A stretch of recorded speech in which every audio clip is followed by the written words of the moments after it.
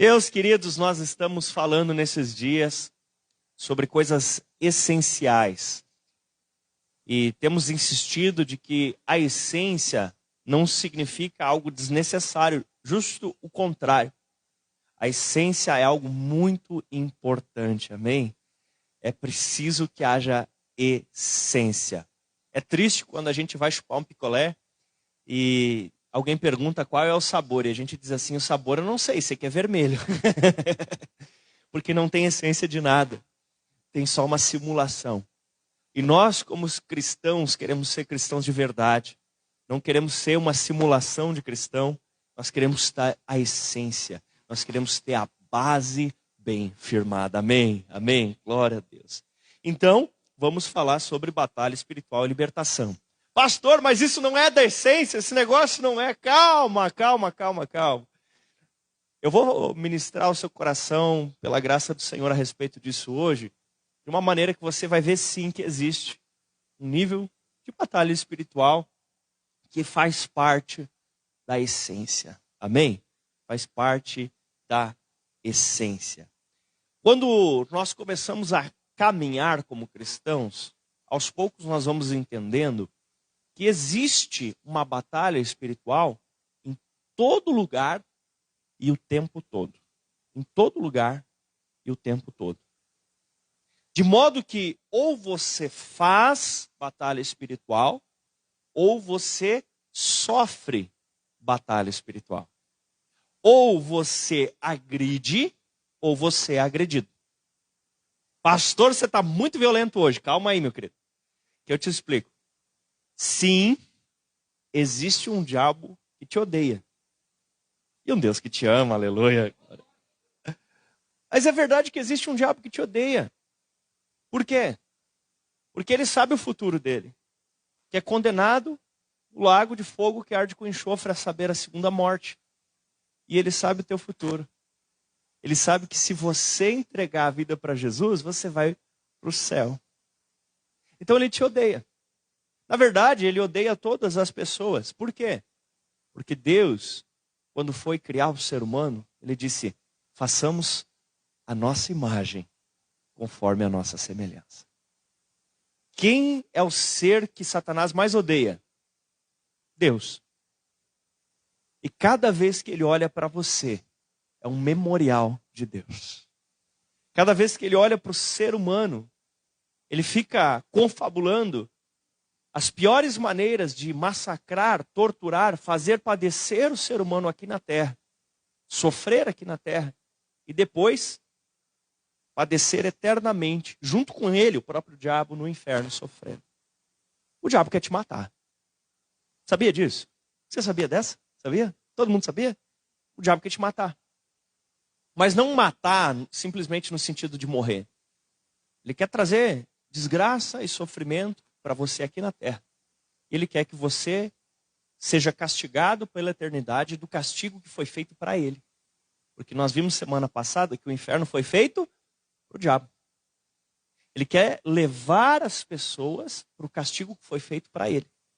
Ele não se contenta em sofrer, ele quer que você sofra junto com ele. Então existe batalha espiritual. Existe luta espiritual. Tanto que a Bíblia diz lá em Efésios 6, se não me falha a memória, fala de botar o capacete da salvação, a couraça do Espírito, né? A espada da palavra e vai indo. Por quê? Para brincar na Disney, claro. Para isso que a gente precisa de uma armadura, né? Não, a gente precisa de uma armadura para quê? Para batalha. Queridos, existe Deus e existe o diabo. Você está numa igreja hoje, e se tem alguém que pode te falar de sobrenatural, de coisas espirituais, é a igreja do Senhor Jesus, amém?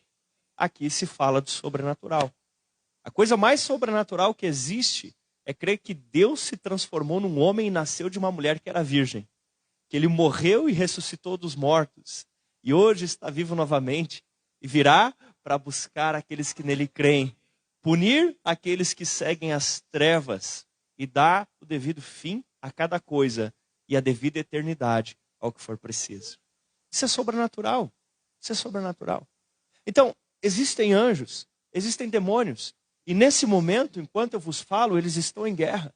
Durante a nossa semana eles estiveram em guerra, porque os conservos nossos, servos do Senhor, os anjos, querem ver você livre, querem ver você em paz, querem ver você desfrutar de uma vida abençoada, ainda que com batalhas a vencer e uma eternidade gloriosa no céu. E existem demônios que querem fazer você sofrer, padecer e depois ainda levar você a um castigo eterno no inferno. Quem vai vencer?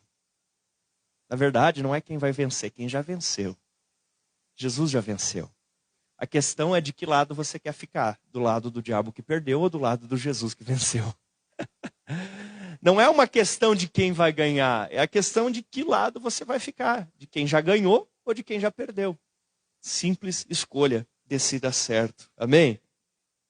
Se você quiser, você pode abrir a sua Bíblia na primeira carta que escreveu João. Na cela perguntaram para a Gabi, filha do Felipe e da Carlise, quem é João? E ela disse, é o discípulo de Jesus. E o que ela escreveu? Escreveu 1 João, 2 João, 3 João, escreveu Apocalipse, escreveu o Evangelho de João. Eu olhei para ela assim, não é toda criança que sabe. Glória a Deus pela Gabizinha. 1 João capítulo 3, versículo 8, tinha muita gente grande que não sabia disso, né? Para isso, o Filho do Deus se manifestou para destruir as obras do diabo. Dê um glória a Deus. Eu vou ler de novo para te dar mais uma chance. Para isso, o Filho de Deus se manifestou para destruir as obras do diabo. Qualquer que seja a coisa que o diabo planeje para você, o poder do Senhor Jesus é mais forte para destruí-lo. Olha só que interessante. Quando Satanás se rebelou lá no céu contra Deus e quis guerrear, e quis derrubar Deus do seu trono e assumir, olha só que interessante. Foi uma criatura de Deus, junto com o seu exército, que expulsou ele de lá. Olha só que interessante.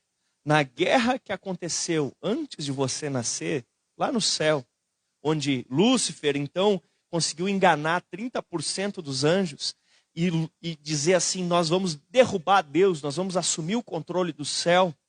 Nessa guerra, Jesus não precisou botar a mão.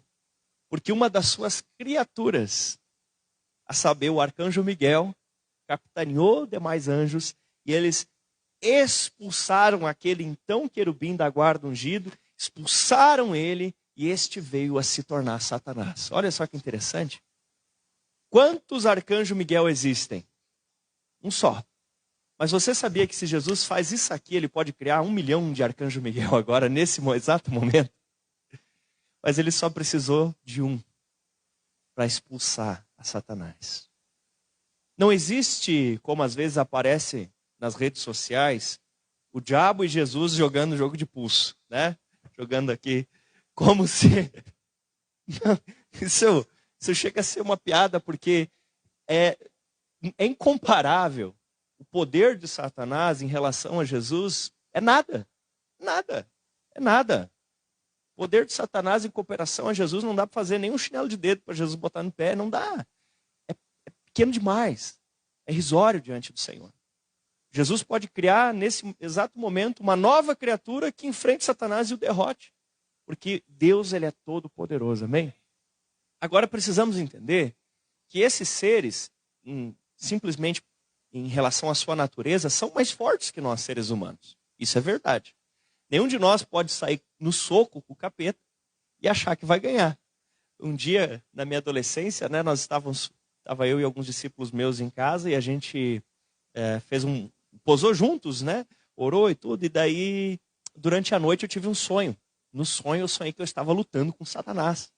Né? E eu pegava uma espada e brigava lá com o diabo e tal. E daqui a pouco eu ia para cima e ia enforcar o capeta. E eu estava enforcando o capeta, eu estava matando o capeta. E o capeta já estava agoniado e já estava quase morrendo. E daí eu escutei uma voz. Para, Sidney! Para! Tu tá me matando! Para!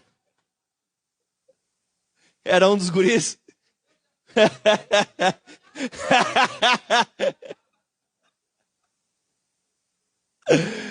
Eu estava enforcando ele. Ai. As brincadeiras à parte, irmão. Foi real essa história. Nós não temos como sair no soco com o diabo. Nós temos como confiar em Deus. Amém? Nós temos como crer que o poder do Senhor é capaz de desfazer qualquer obra do diabo. Um dos sinais mais poderosos que existe está aqui representado, hoje é dia de Santa Ceia, pelo cálice do Senhor. O sangue de Jesus. Há poder no sangue de Jesus, queridos. Quando Jesus verteu o seu sangue ele tem poder para desfazer maldições, para quebrar trabalhos, para trazer e fazer você alguém livre, amém?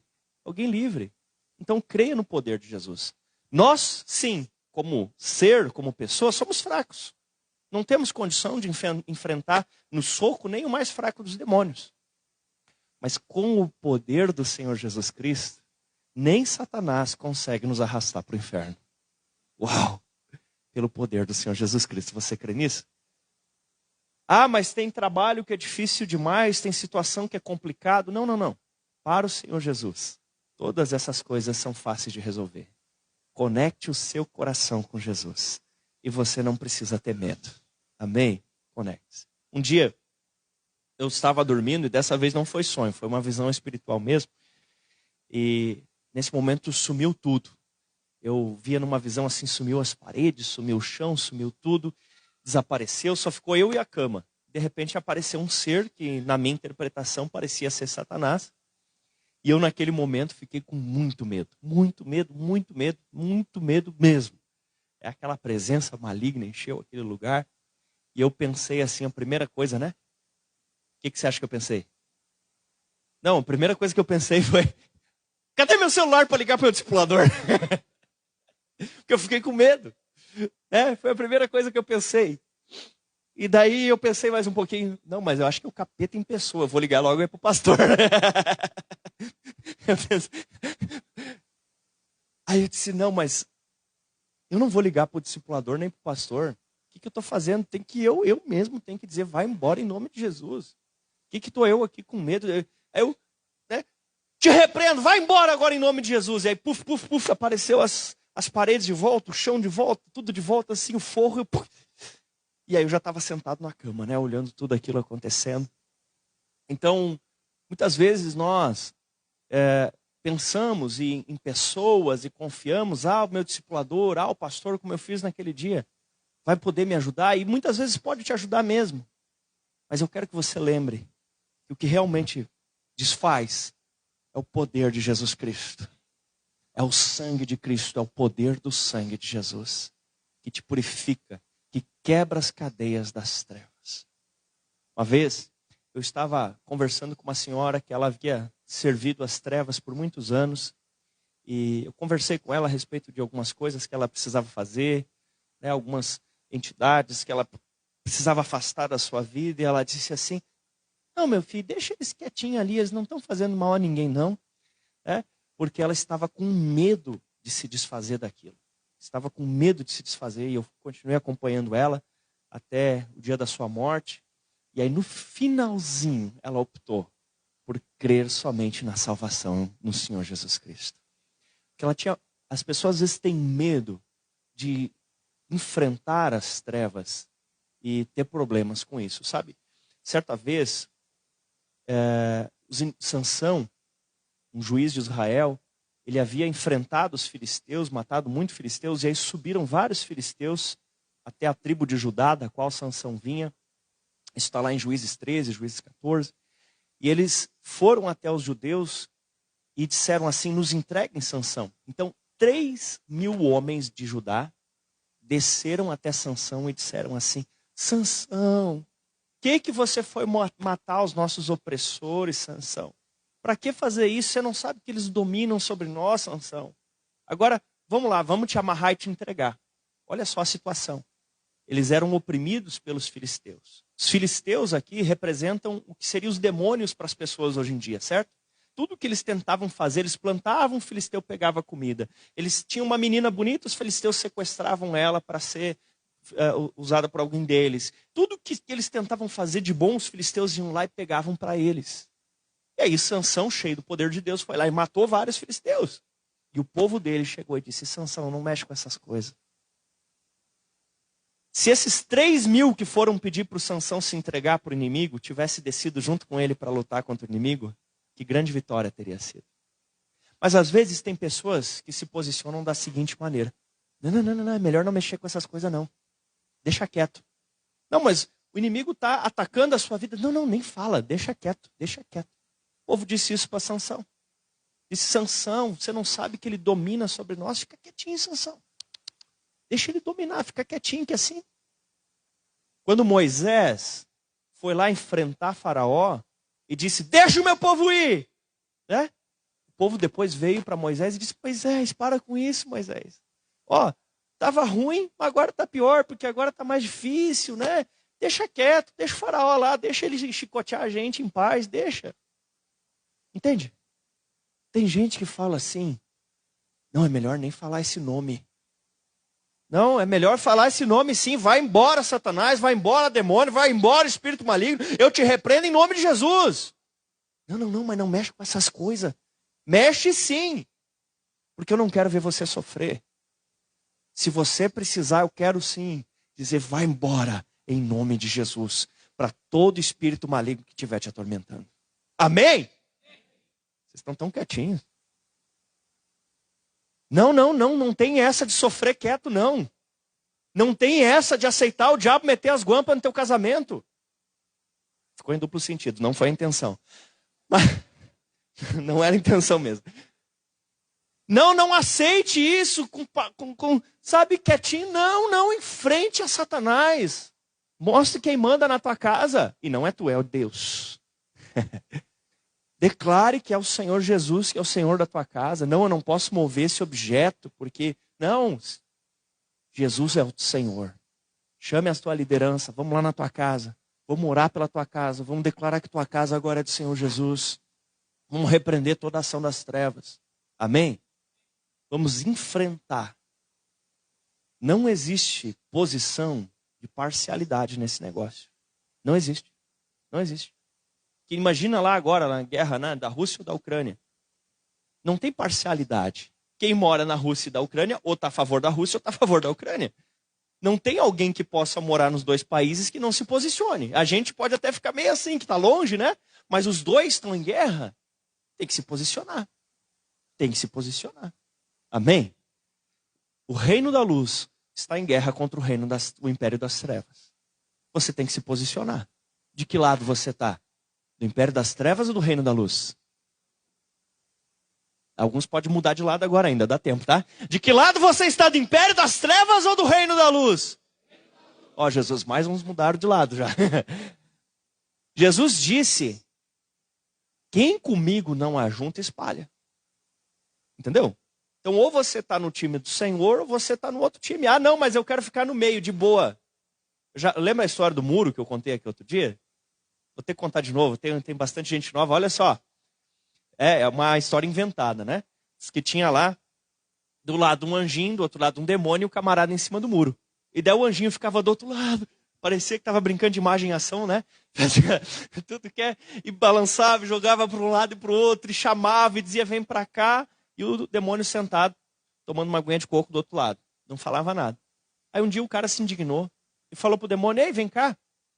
Todo dia o anjo fica lá fazendo maior bagunça, me chamando para ir pro lado de lá. E você fica só sentado, você não quer que eu vá pro teu lado? Aí o demônio olhou para ele e disse assim: o muro é meu.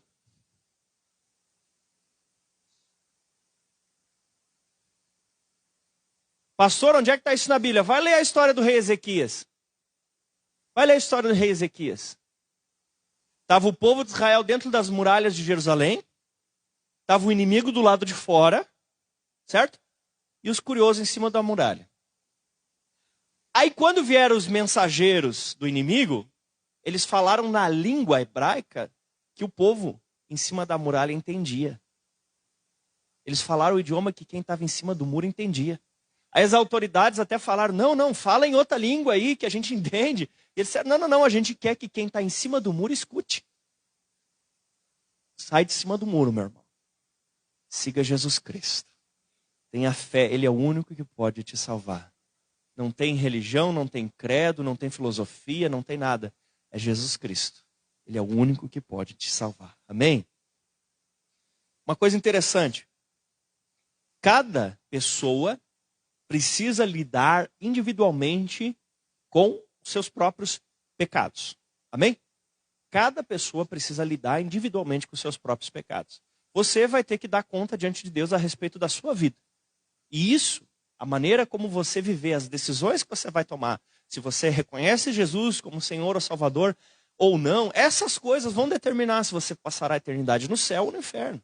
Amém? Você é responsável pela sua eternidade. Ok. Tanto que diz em Ezequiel 18:20,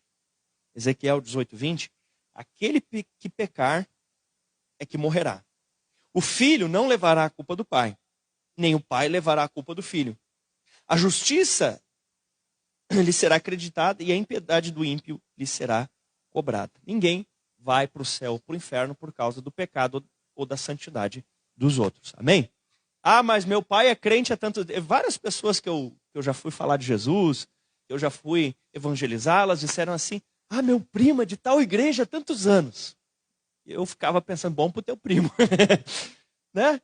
Porque o primo ser de tal igreja, o primo ser não sei o quê, o primo ter estudado para pastor ou para padre, ou sei lá para quem, isso aí não muda a tua vida. Porque não é teu pai, tua mãe, teu filho, é o teu relacionamento com Deus que determina como será a tua eternidade. Amém? Preste atenção nisso, querido. Agora, paralelamente, né, a essa verdade, tem uma outra verdade que trabalha de forma harmônica com ela. Trabalham de forma harmônica, elas trabalham juntas.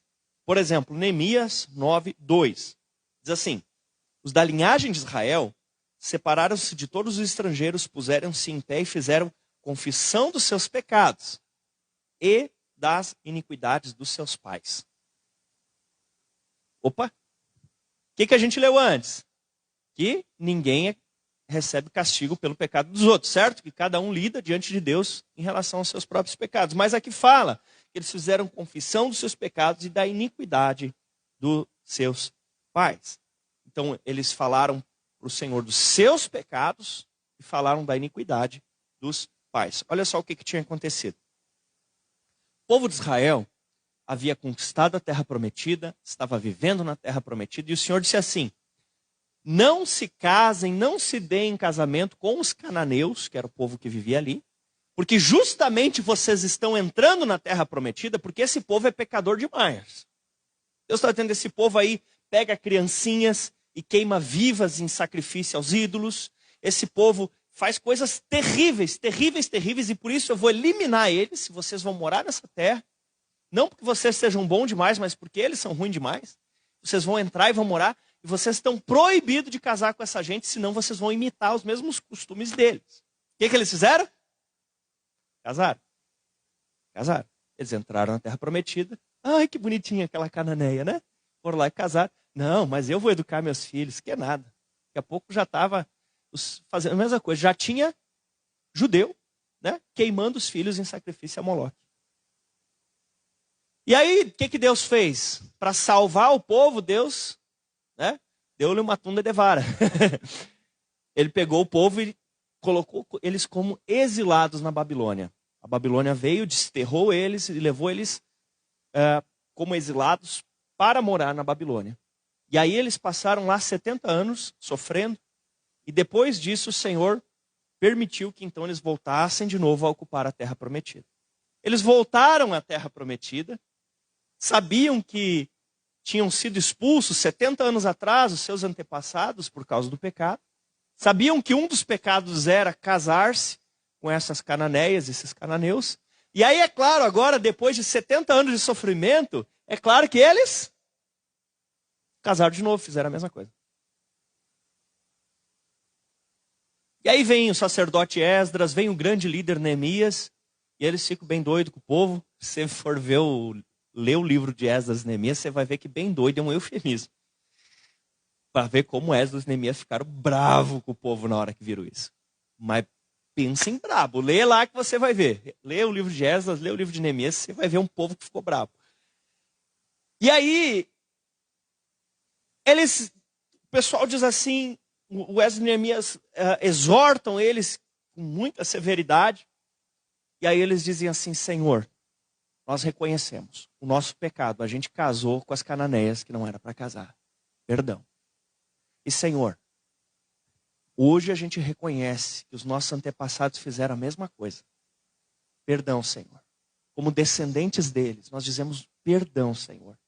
Porque nós não queremos ser cúmplices desses mesmos erros. Você está entendendo? Até então, eles não tinham se separado do pecado dos pais. O mesmo hábito pecaminoso, a mesma cultura de pecado, a mesma autorização para que aqueles demônios que agiam nos seus pais agissem sobre eles. Mas a partir daquele momento eles dão um basta e eles dizem: se Satanás teve autoridade sobre as nossas vidas, através do nosso pecado, ou mesmo do que nossos pais já estavam fazendo, daqui para frente acabou. Daqui para frente é diferente. Senhor, que coisa feia, nós reconhecemos que o que os nossos antepassados fizeram era pecado. E a gente não quer ter nada a ver com isso. Amém? Pastor, mas eles não seriam castigados pelo pecado dos pais deles? Não. Eles seriam castigados pelo pecado deles mesmos, dos pais deles não. Mas o que os pais deles, os antepassados fizeram, podia trazer influência sobre eles. Até que eles dessem um basta naquilo. Como assim, pastor? Eu vou te dizer numa linguagem mais normal do dia a dia. Vamos supor que seus pais tinham uma empresa. E aí, os pais deixaram essa empresa agora, seus antepassados, deixaram essa empresa de herança para você. Você vai se trabalhar, você vai se dedicar e você vai desfrutar do quê? Do lucro dessa empresa. Olha que bênção, glória a Deus, aleluia. Né? Aí, de repente, aparece um processo judicial. Os antepassados já morreram. E quem vai responder por esse processo judicial? Você que agora é o representante legal daquela empresa. Você vai precisar responder diante disso. O que você vai ter que fazer? Poxa vida, olha só, meus antepassados fizeram errado mesmo. Aqui, ó, sonegaram imposto, não sei o que, tá bom. Olha, ó, governo, eles fizeram errado mesmo, tá aqui o imposto, tá aqui a multa, a gente paga, a gente responde, é verdade. E dali para frente, a tua empresa vai ser outra. Porque você encarou a responsabilidade do que os antepassados tinham feito. Entendeste? E de uma forma semelhante, claro, guardando as devidas proporções, isso acontece também conosco. Quando você percebe que alguém que viveu antes de você tinha uma vida torta, uma vida errada, você precisa se posicionar diante de Deus. Confessar isso e dizer: Senhor, meus antepassados erraram nisso, perdão, Senhor. Perdão, Senhor. Eu não quero viver desse jeito. Essa história acaba aqui. Acaba aqui. Querendo ou não, se você olhar para trás, você vai ver que existem famílias que sempre têm alcoólatra. Já reparou? Tem famílias que todos são alcoólatras, mas tem famílias que sempre tem algum alcoólatra em uma geração. Já reparou? O problema com prostituição, o problema com diversas coisas, drogadição, vícios em geral. Você repara, por quê? Porque às vezes não está sendo reconhecido que aquilo é pecado. E alguém precisa se levantar, bater a mão na mesa e dizer assim: até aqui foi assim. Mas eu me nego a continuar desse jeito. Eu renuncio essa cultura de pecado. Eu renuncio essa legalidade espiritual que foi dada a Satanás pelos meus antepassados. Eu vou viver para a santidade do Senhor. Amém? Vamos lá. Olha só que interessante, por exemplo, quem aqui acredita nos 10 mandamentos? Você acredita nos 10 mandamentos? É bênção, né? Olha só, em Êxodo 20, que é o clássico texto dos 10 mandamentos, no versículo 5 diz assim: Eu, Senhor, seu Deus, sou Deus zeloso que visito a iniquidade dos pais nos filhos até a 3ª e 4ª geração. Não está dizendo que Deus vai mandar alguém para o inferno por causa do que a 3ª ou 4ª geração fez. Mas isso pode sim influenciar a sua vida até você renegar essas coisas de sobre você. Amém? Enquanto você não admite diante de Deus, através da confissão e do arrependimento, que o que eles fizeram é errado, você continua como cúmplice daquela situação. Você continua como herdeiro daquele legado. Quando você não confessa e se arrepende a essas coisas, você perde alguns benefícios. Quais benefícios a pessoa perde? Deixa de quebrar a ligação àquela cultura pecaminosa.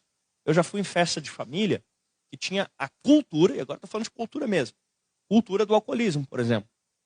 E as pessoas tinha uma cultura de alcoolismo tão forte que molhavam a chupeta dos bebezinhos e botavam na boca, molhavam na cerveja a chupeta e botavam, vê se bebê é para estar tomando cerveja, né? Molhava a chupeta do bebê, pegava o cachorrinho e enchia o coxinho de água do cachorrinho com cerveja, né? Por quê? Porque era impregnado, uma cultura de alcoolismo.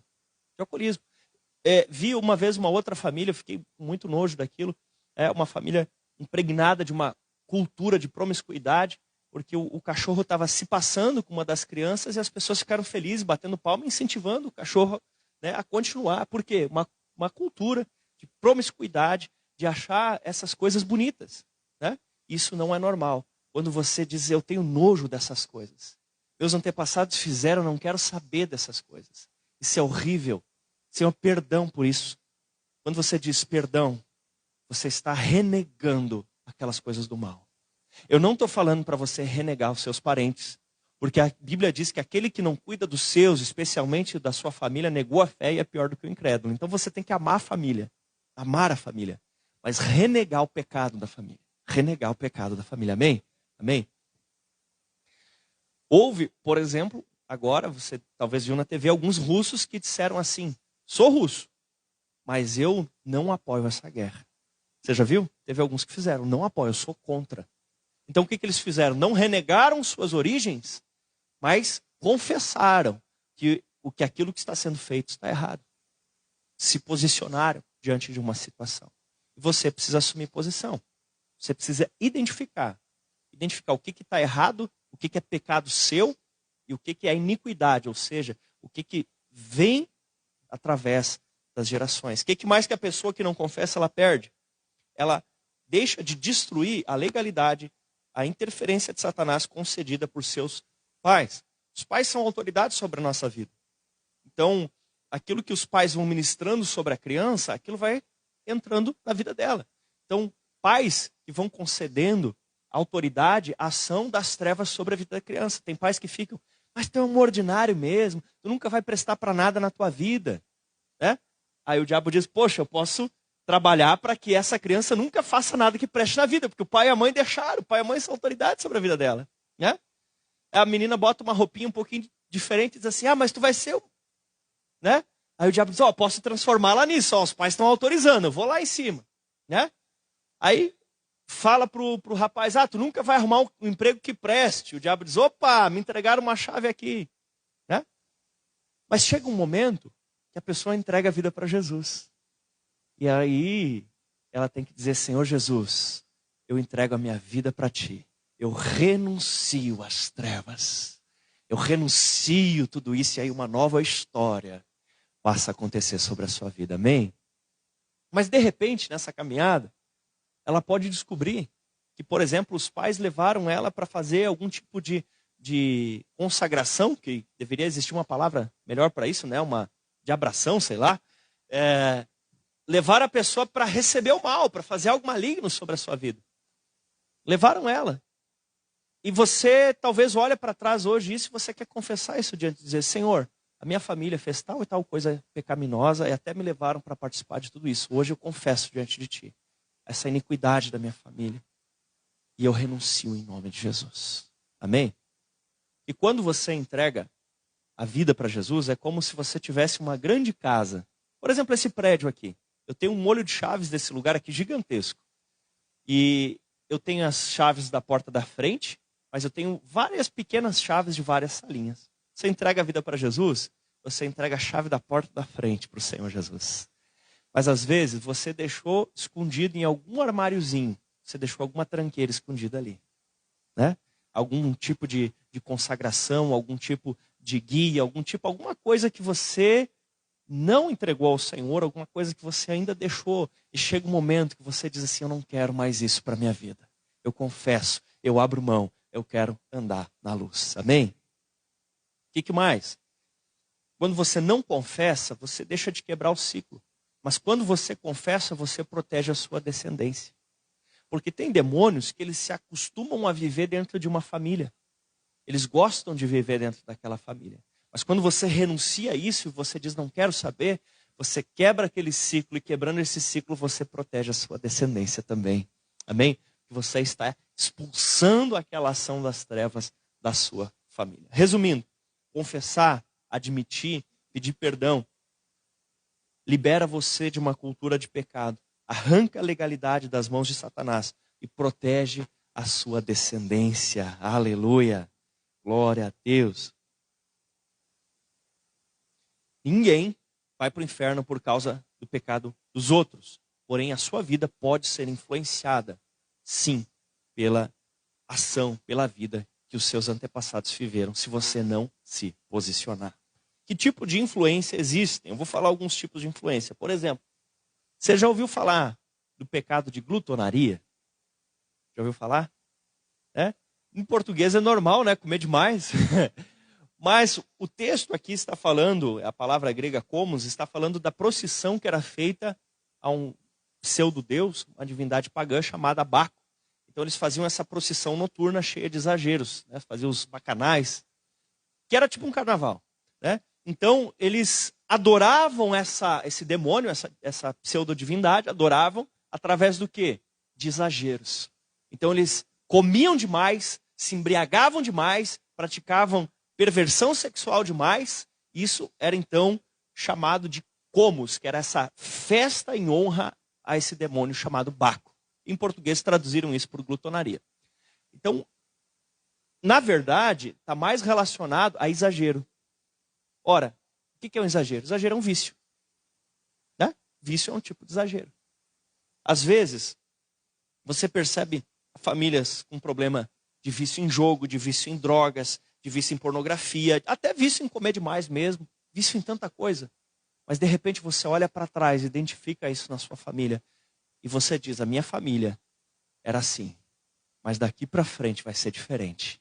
Eu vou ressignificar essa história.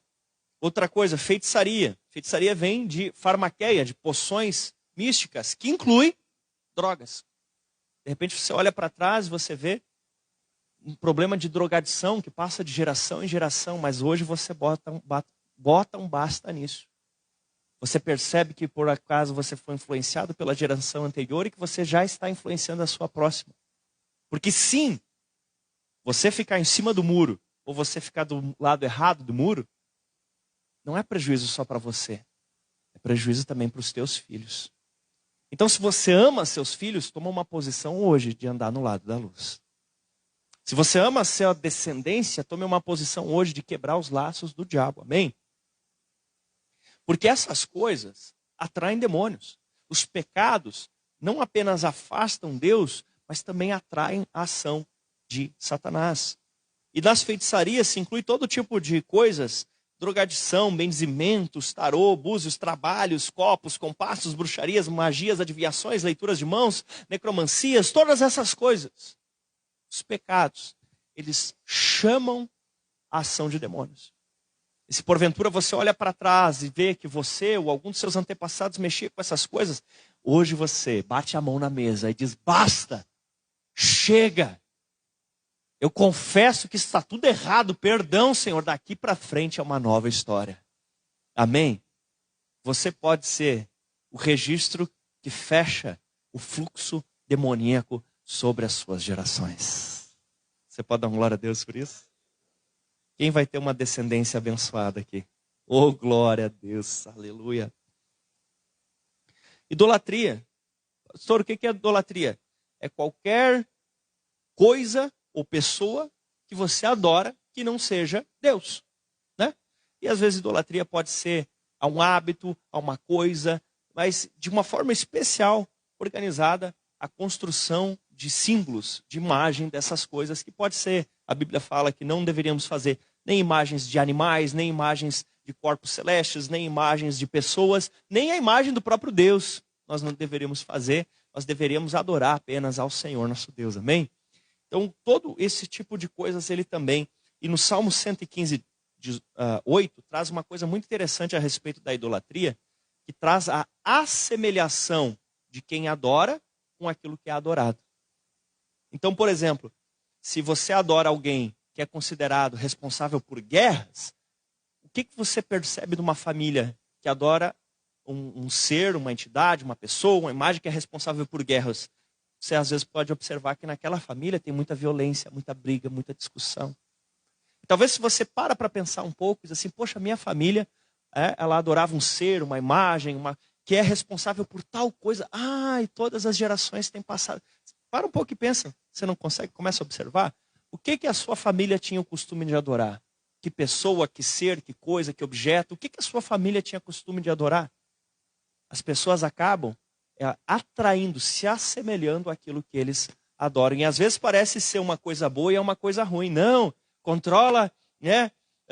Sei lá, tempestades. E daí você vai ver, a vida está cheia de tempestade. E assim por diante vai. Acaba chamando aquelas coisas sobre a sua vida. Olha que coisa triste isso. Por exemplo, uma pessoa, mas esse ser que nós adoramos, ele ajuda a conseguir relacionamentos, né? Estava encalhado e tal. Aí você vai ver, de repente, na família um histórico de perversão, ou de traição, ou de divórcio. Entende? Geralmente, aquilo acaba atraindo portas, abrindo portas para uma ação das trevas. Prostituição. Aí talvez a maioria diga assim, nunca fiz isso por dinheiro. Querido, prostituição na linguagem bíblica, aos olhos de Deus, é qualquer tipo de relação sexual que não seja realizada entre o marido e a sua esposa. Se não é entre o marido e a esposa, é prostituição. E é necessário arrepender-se, confessar, chegar diante de Deus, olha Deus, né, meus antepassados fizeram isso, fizeram aquilo, fizeram dessa maneira, e eu confesso essa perversão diante de ti, me perdoa pelo pecado de prostituição, perdoa por isso que vem já das linhagens, eu renuncio isso, eu declaro que daqui para frente eu vou viver em santidade, amém? Isso é uma bênção que Deus inventou para o marido e a sua esposa desfrutarem juntos, amém? E aí às vezes a pessoa ela olha para trás e ela vê nas linhagens familiares questões como incesto, como abusos, como tanta coisa, e nós queremos cancelar isso, amém? O que mais? Avareza. Avareza é o amor ao dinheiro. A Bíblia diz que o amor ao dinheiro é a raiz de todos os males. Está lá em 1 Timóteo, capítulo 1, versículo 6. E chega a dizer que quem se prende nisso passa por muitos sofrimentos. Você pode ver que a pessoa... Eu não estou falando de ter muito dinheiro ou não ter, tá certo? Eu estou falando de idolatrar o dinheiro, certo? Certo? Não estou falando de ter pouco dinheiro ou ter muito dinheiro. Estou falando de idolatrar o dinheiro. A pessoa está sempre num sofrimento. Sempre num sofrimento. Porque ela às vezes tem bastante, mas não consegue nem usar. Porque ela é apaixonada por aquilo. Ou às vezes não tem nada e também está no sofrimento. Ela está sempre em sofrimento, tendo ou não tendo. Né? Porque aquilo é o Deus da vida dela. Ela vive pelo dinheiro. Isso também é pecado. Também precisamos quebrar isso sobre a nossa vida. Soberba. A Bíblia diz que a soberba precede a ruína. Provérbios 16, 18. A soberba é um tipo de idolatria a si mesmo. Né? O que mais? Antissemitismo. O que é isso? Odiar os judeus. Pastor, que coisa estranha falar isso, mas é verdade. Salmo 122, 6 diz: orem pela paz de Jerusalém, que sejam prósperos aqueles que amam. Amém? Abençoar o povo judeu atrai bênção. Amaldiçoar o povo judeu traz maldição. Deus disse para Abraão: abençoarei os que te abençoarem, amaldiçoarei os que te amaldiçoarem. Então, de repente, você olha para trás e você vê que a sua família foi uma família que apoiou, por exemplo, o nazismo, ou apoiou algum outro tipo de ação contra o povo de Israel. Isso atrai maldição. Você diz: Senhor, perdão por essa iniquidade dos meus antepassados. Não quero ter nada a ver, eu abençoo Israel, amém? Injustiças. De repente você percebe que seus antepassados eram muito caloteiros, né? Muito trambiqueiro, muito trapaceiro, né? Ou ladrões até mesmo. Você olha para trás e diz: eu renuncio tudo isso. Perdão, Senhor. Eu não quero isso para a minha vida. Chega. Daqui para frente vai ser diferente. Amém? Amém, queridos? Só alguns exemplos. Uma coisa importante. Não sei de onde tiraram isso, né? Mas uma vez eu vi alguém falando que boa parte das enfermidades era de cunho emocional. É verdade. Muitas enfermidades são de cunho emocional. Mas deixa eu te dizer outra coisa. Também existem muitas enfermidades que são de cunho espiritual. Sim, existem muitas enfermidades que são doenças que vêm de cunho espiritual. Olha só o que diz a Bíblia em Tiago, capítulo 5, versículos 14 e 16. Se você quiser, pode abrir Tiago, capítulo 5, os versículos 14 até o 16.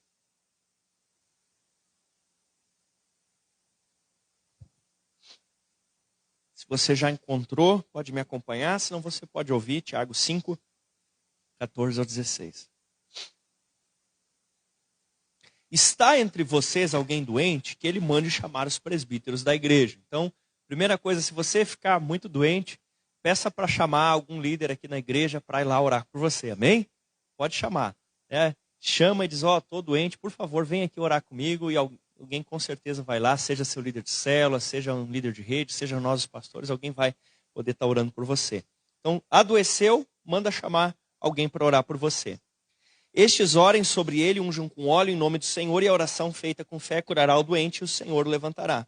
Olha só, e se houver cometido pecado, será perdoado. Mas não estava falando de curar doente, por que agora está falando de pecado? Interessante. Diz assim, portanto o quê? Está falando de doente ou está falando de pecado? Não entendi agora. Está falando das duas coisas numa só. As duas coisas estão correlacionadas. Portanto, confessem os seus pecados uns aos outros e orem uns pelos outros para serem curados. Quer dizer que existem algumas pessoas que podem estar doentes por causa do pecado. E aí, quando ela arrepende do pecado, quando ela confessa o pecado, né, para um líder que está ali junto com ele, o líder escuta, os dois oram juntos, a pessoa é perdoada do pecado e curada da enfermidade. Olha que legal. Glória a Deus. Sim, existem pessoas que ficam enfermos por pecados retidos. Certo? Então confessa esse trem logo e seja curado em nome de Jesus. Arrepende, seja curado em nome de Jesus. Pastor, mas como é que eu vou saber se é físico ou se é espiritual? Faz um check-upzinho aí, né? Ora, confessa tudo, arrepende de tudo, se continuar ainda, daí pode ser físico. Agora, muito interessante. Veja que existe uma diferença entre você contar uma história e você confessar uma coisa. Tá? Eu venho de famílias de antepassados que eles gostavam muito de contar as histórias. Então eu sei muita coisa dos meus antepassados. Eles faziam grandes listas de genealogia, rolos, literalmente rolos de papel pardo, assim, enormes. Que dizia fulano é filho do Beltrano, pai do Ciclano, filho do não sei do quê. E tal e tal. E existem esses rolos ainda, né? Faz tempo que eu não vejo, mas eles ainda existem. Outro ramo da minha família criou um software do computador para cadastrar todos os descendentes. Né, outros criaram um grupo, cada um dos meus lados da família de alguma forma catalogou os antepassados. Teve até um dos meus antepassados, meio parente de longe, que ele fez um livro das mortes trágicas e catalogou todos que morreram de mortes trágicas, escreveu um livro e publicou. Cabeça do homem. Então, se você me perguntar histórias familiares, eu vou poder te contar de uns 4, 5 sobrenomes que formam eu, né? Várias histórias. Mas uma coisa é eu te contar a história deles e a outra, eu dizer assim, eu não quero isso para a minha vida. Ai, que arrependimento dessa história, isso tudo tem que ser perdoado, apagado, eu não quero isso para a minha vida. Você entende que é diferente? Entende? Uma coisa é você dizer assim, meu pai era um baita de um machão, dava uma tunda em todo mundo, cara era... Né? Isso é uma coisa. Outra é você dizer, Senhor, eu me arrependo disso, Senhor, que coisa horrível. Senhor, eu não quero ter ligação com isso, perdão com essa história, eu não quero ser alguém tão violento assim. Né? Ou dizer, não vou dizer isso. Enfim, você entendeu. Arrependa-se. Não seja só um contador de histórias. Seja um pedidor de perdão. Seja alguém que confessa, que se arrepende, que pede perdão. Que olha para trás e diz, eu não quero ter parte com essas coisas.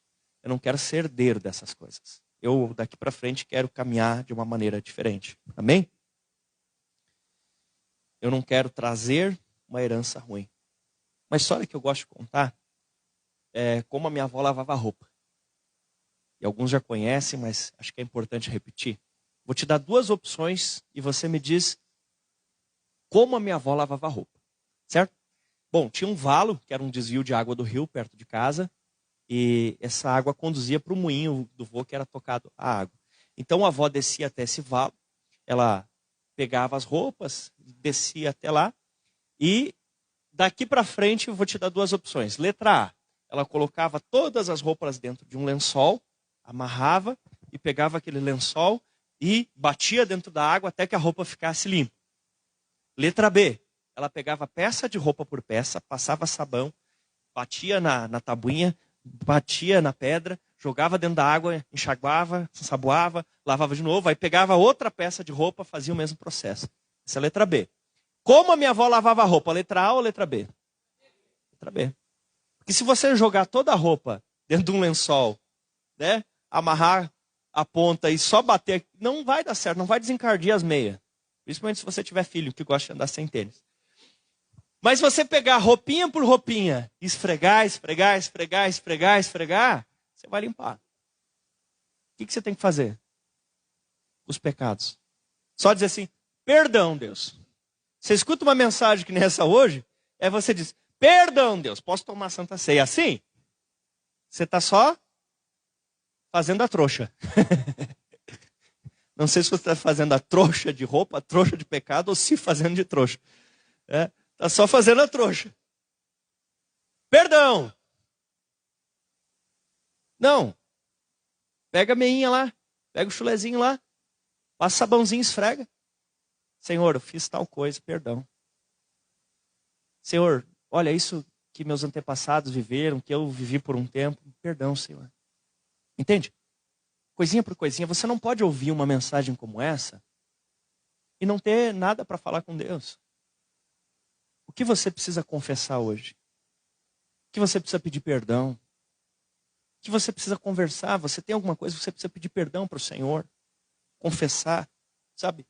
Você precisa identificar. Olha para trás. Quem era o Deus da sua família? Quem a sua família adorava? Quem a sua família tinha como protetor da sua vida? Ou o quê? Porque pode ser algo, ou alguém, ou uma coisa.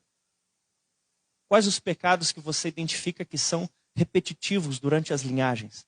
Ah, sempre nas linhagens da minha família alguém praticava aborto. Sempre nas linhagens alguém ficava solteirão. Sempre nas minhas linhagens alguém divorciava. Sempre na minha linhagem alguém, entende?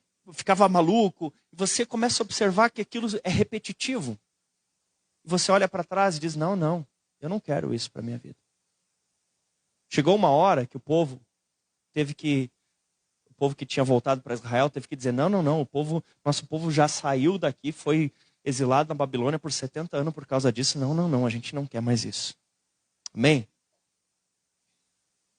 Olha só que interessante, 2 Samuel, versículo 21, versículo 1. Durante o reinado de Davi, reinado de quem? Houve uma fome, que durou 3 anos. Fome, certo? O país inteiro estava com fome. E Davi era o rei, certo? Quem era o rei? Quem estava com fome? Ok. Então Davi consultou o Senhor. Olha o que Deus disse para ele. A fome veio por causa de Saul. Tá, mas quem que era o rei? Saul tinha morrido já. Aí Deus diz, a fome veio, vocês estão 3 anos passando fome por causa de Saul. Mas onde é que estava o Saul? Morto. A fome veio por causa de Saul e da sua família sanguinária, por não temerem matar os gibeonitas. Olha o rolo. Josué tinha dito para os gibeonitas, nós não vamos matar vocês. O povo de Israel não vai matar o povo de Gibeão.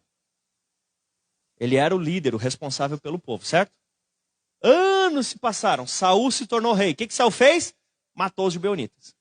Anos se passaram de novo. O que aconteceu? Deus castigou a iniquidade de Saul. O povo todo estava passando fome. Aí Davi, que, entre aspas, parecia que não tinha nada a ver com a coisa, teve que dizer perdão. Perdão porque o Saul, o rei que veio antes de mim, o rei que já está até morto, perdão porque o Saul, ele não cumpriu a palavra que o outro que também já está morto, Josué lá atrás, também deu a palavra. Perdão. E aí passou a fome. Claro, tem mais um desenrolar da situação. Você entende? E aí passou a fome, acabou a fome e eles tiveram comida de novo. Por isso, já estamos acabando de verdade aqui a pregação. Eu peço perdão para vocês. Perdão.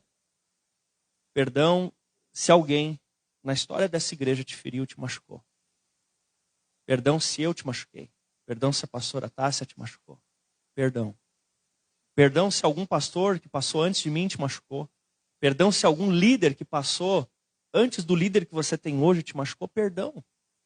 Padrões malignos, traz à memória consagrações, traz à memória idolatrias, prostituições que nunca foram confessadas, relatos de família, iniquidades familiares, culturas de pecado, influências malignas, adorações, idolatrias. Senhor, vai trazendo para que possamos confessar de tudo, porque a tua palavra diz que é o Senhor que nos convence do pecado, da justiça e do juízo. Nós sabemos, Senhor, que nós não vamos para o inferno por causa de pecado de ninguém. Ah, Senhor, mas nós te amamos e odiamos o pecado. Nós te amamos e odiamos as trevas. Então nós não queremos ficar padecendo aqui na terra sob influência do maligno por coisa alguma. Você pode ir falando, você pode ir falando, confessando. Eu não vou pedir para você falar o que é, tá? Eu só vou pedir para você lembrar a mão, se você levantar a mão se você está identificando alguma coisa na sua vida. Levanta a mão, deixa eu ver. Não vou pedir para você falar, tá? É só levantar a mão, deixa eu ver. Mas alguém está identificando alguma situação? Vá falando para Deus então. Pode baixar a mão. Vá falando para Deus. Vá contando sobre tudo isso.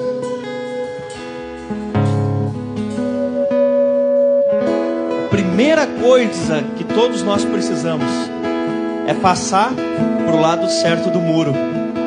É sair de cima do muro. É assumir o compromisso de dizer: eu sou de Jesus. Porque estamos em guerra, querido. Estamos em guerra.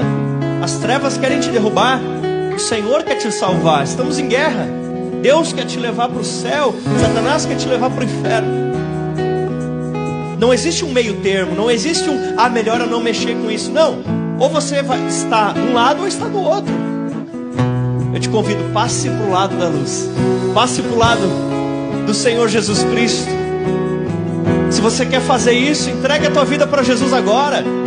Entregue a vida para Ele. É mais poderoso que o sangue de Jesus Cristo, que foi derramado na cruz. E é somente o poder de Jesus Cristo. Eu vou te ajudar. Eu vou fazer uma oração e você pode repetir comigo, convidando Jesus para te salvar. Você quer fazer isso? Se você quer passar para o lado certo desse muro, fale bem alto, diga assim: Deus. Bem forte, diga: Deus, nessa noite eu te recebo como Pai. Eu te reconheço, Jesus. Eu te recebo, Jesus, como meu Senhor, o meu Salvador. Me salva, Jesus. Perdoa os meus pecados. Eu te entrego a minha vida e eu renuncio às trevas, em nome de Jesus. Você fez isso pela primeira vez hoje? Hoje você entregou a vida para Jesus ou reconciliou? Corre aqui na frente, corre aqui. Você que entregou a vida para Jesus hoje ou se reconciliou, você que saiu de cima do muro, corre aqui na frente. Venham cá os presbíteros, venham cá os líderes de célula me ajudar. Alguns, venham por gentileza. Vamos dar uma salva de palmas para esses irmãos que estão vindo. Aleluia. Glória a Deus. Glória a Deus. Aleluia. Essa é a hora. Venham, venham. Você que quer se reconciliar com Jesus, corre aqui na frente. Os presbíteros, por gentileza, orem com essas pessoas, abracem essas pessoas. Quem mais? Vem mais, quem mais? Tem mais gente? Pergunta para a pessoa do lado: quer que eu vá lá na frente contigo? Eu vou. Pergunta para ela: eu vou contigo. Não fica com vergonha, não fica com medo. Eu vou contigo, eu vou contigo. Corre aqui, você que está reconciliando, você que está voltando para Jesus. Mais uma salva de palmas, aleluia. Glória a Deus, glória a Deus. Aleluia, aleluia. Aplauda ao Senhor por essas vidas. Vem cá, você que está, vem, não fique com vergonha. Você que volta para Jesus hoje, você que entrega, o sangue de Jesus tem poder, aleluia. Mais uma salva de palmas. Está chegando mais gente, é dia de festa, aleluia. Glória a Deus. Aleluia, pode vir mais alguns líderes de célula ajudar aqui. Glória a Deus, vem cá, tem mais gente. Ei, quer entregar a vida para Jesus? Quer reconciliar? Corre, vem. Não fica com vergonha, Vem, tenha coragem. Quem mais vai vir? Quem mais? Todos esses que vieram, vocês estão recebendo orações, mas eu também vou orar enquanto vocês recebem essa oração. Pai, no nome de Jesus, eu recebo esse irmão, essa irmã irmã. Eu recebo cada um desses que está aqui na frente. Eu recebo, e nós recebemos ele como parte da família da fé. Nós declaramos que o sangue de Jesus tem poder sobre essas vidas. Nós declaramos que eles são livres do pecado, são livres da iniquidade. São livres, são livres, são livres em nome de Jesus. Amém e amém. Glória a Deus. Acho que aqui pode vir alguém. Já oraram com vocês aqui? Já oraram, já abençoaram? Glória a Deus, glória a Deus.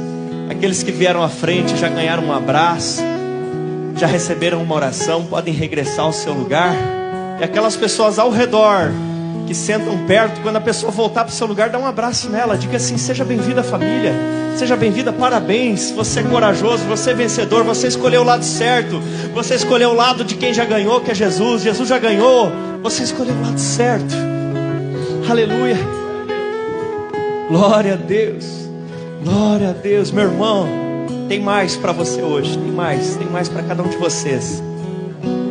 Eu quero convidar agora todas essas coisas que vocês perceberam enquanto nós pregávamos aqui. Muita coisa te veio na cabeça, né? Muito pensamento, muita situação. Eu quero convidar você agora a repetir a oração que eu vou falar. E quando eu usar termos abstratos, né? Quando eu disser tal pecado, aí você fala o nome do pecado, certo? Aí aquele que você cometeu, que seus antepassados cometeram, e nós vamos orar renunciando tudo isso, amém? Você entendeu? Amém? Eu falo e vocês repetem junto comigo, se assim vocês creem também. Diga assim: Senhor Jesus, obrigado pela salvação. Hoje eu te confesso tais e tais pecados. E hoje, Senhor, pode falar alto essa parte. E hoje, Senhor, eu reconheço também que meus antepassados fizeram isso e aquele outro. Pode confessar que você percebeu. E você fala o nome do que os seus antepassados e diz: perdão, Senhor, eu não quero mais ter ligação, eu renuncio isso. Fale para Deus. Diga assim: eu renuncio isso, em nome de Jesus. Eu não quero ter parte com esses pecados, com essa herança. Diga: eu renuncio à idolatria, eu renuncio à prostituição, eu renuncio à avareza, eu renuncio à violência, eu renuncio o orgulho, eu renuncio o ódio aos judeus. Me perdoa, Senhor. Quero chamar os líderes de célula e os demais que vão estar orando pelas pessoas hoje. Corram aqui para frente, por gentileza. Bem rápido, gente, por favor. Aqueles que vão ajudar a orar. E quero convidar você que porventura hoje identificou alguma coisa que precisa ser orada. Você pode vir e falar para o obreiro, ele vai estar orando por você.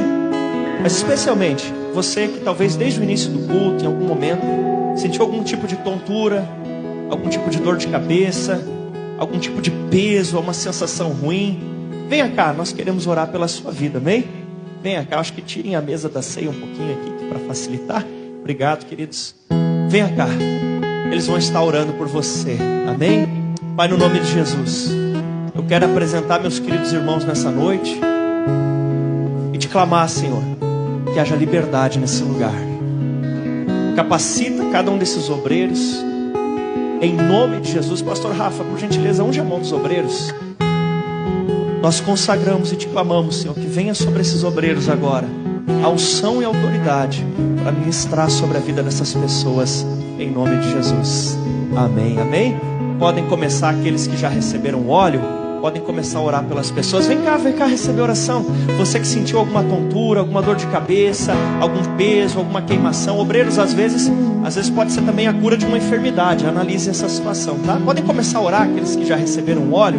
Venha cá, venha mais. Você que sentiu essa queimação, sentiu essa tontura, talvez durante a pregação, talvez para vir no culto hoje foi muito difícil. Conte um pouco essa história para o obreiro, que ele vai estar orando com você, amém? Os obreiros, fiquem atentos. Vamos orar por essas pessoas. Verifique se ao seu redor não tem alguém que gostaria de vir aqui, está com algum medo, alguma vergonha. Você pode acompanhar a pessoa até aqui na frente. Nós queremos abençoar você, ajudar você, amém? Os demais podem interceder também do seu lugar e adorar ao Senhor.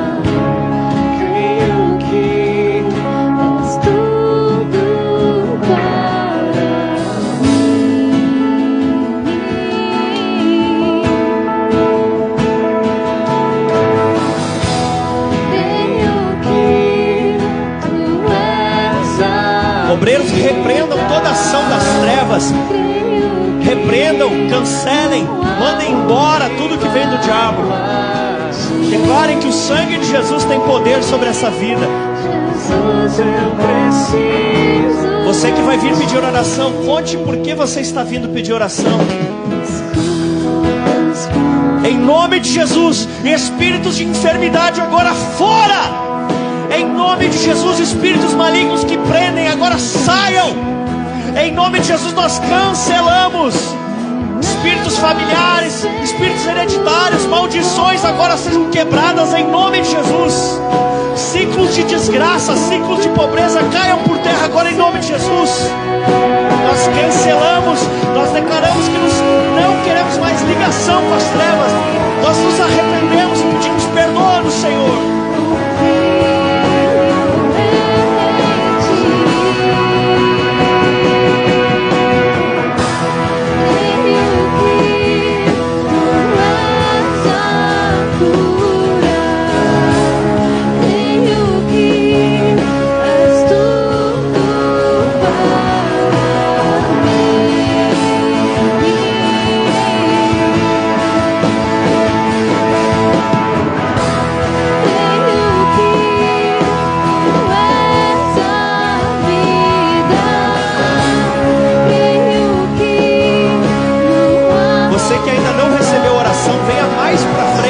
Obreiros consigam te identificar, tá?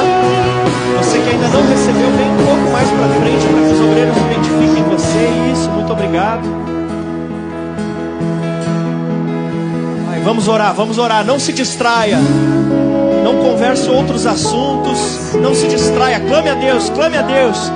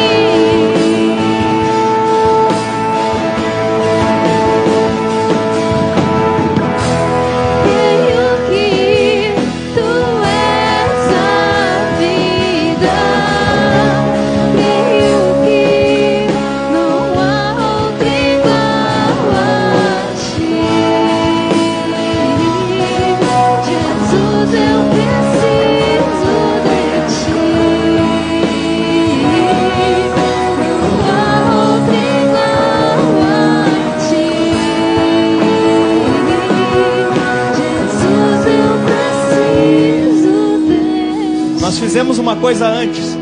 Quando as pessoas vieram à frente, vencendo Satanás, entregando a vida para Jesus, nós demos uma salva de palmas.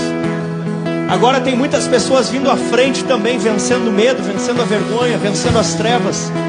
E eu queria que para o nome do Senhor Jesus, para a glória dele, para a vergonha de Satanás, você também desse uma salva de palmas nesse momento, dando glória a Deus pela humilhação que Satanás vai sofrer essa noite, por essas vidas corajosas que estão recebendo oração, estão sendo ministradas. Aleluia, aleluia.